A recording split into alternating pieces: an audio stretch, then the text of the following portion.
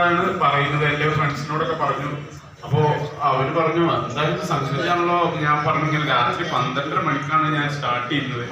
അപ്പോൾ അതുകൊണ്ട് കാരണം നല്ല ചൂടുള്ള ടൈമല്ലേ. അപ്പോൾ ആ ടൈമിൽ സ്റ്റാർട്ട് ചെയ്യാന്ന് പറഞ്ഞാൽ രാത്രി 12 മണിക്ക് ഓടിയാലുള്ള രാവിലെ ഫിനിഷാക്കി കഴിയാം. ആ രൂപത്തിലായിരുന്നു ഇത് ഞാൻ സ്റ്റാർട്ട് ചെയ്തത്.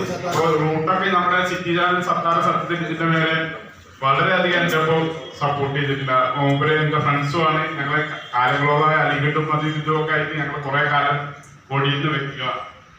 അതുപോലെ എല്ലാ മേഖലകളിലും എൻ്റെ ഒപ്പം സിറ്റി ചാനൽ സർക്കാർ എന്തിനു വിളിച്ചാലും ഓടി വരുന്ന ഒരാളാണ് അദ്ദേഹമാണ്. സത്യത്തിൽ ഇത് ഞാൻ വിചാരിച്ചിട്ടില്ല ഇത്ര യുസ്വാക്ക പറഞ്ഞ പോലെ നമ്മൾ സാധാരണ നമ്മുടെ പാഷൻ ചെയ്യണം എന്നുള്ള ഉദ്ദേശത്തിലാണ് ഞാനിത് ചെയ്തത്.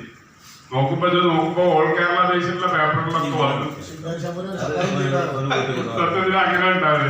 എന്നിരുന്നാലും വലിയൊരു ഊർജാണ് എനിക്കന്ന് ആ സത്യത്തിൽ അന്ന് നാട്ടുകാര് അതിന്റെ ഭാഗത്ത് നിന്ന് ഞാൻ ഓടുന്ന ഒരു ആശങ്ക ഉണ്ടായിരുന്നു. ഞാൻ അങ്ങനെ 50 കിലോമീറ്റർ ഓടിയ വ്യക്തിയാണ്.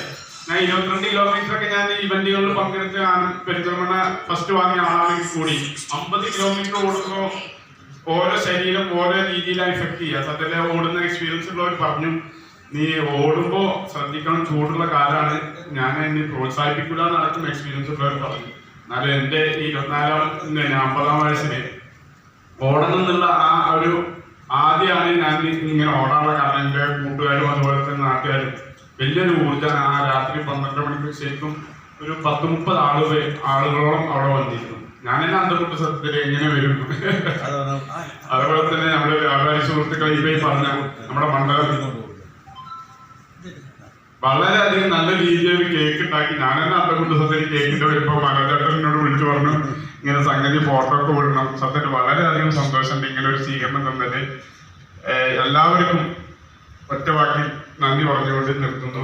ജയ് വ്യാപാരി.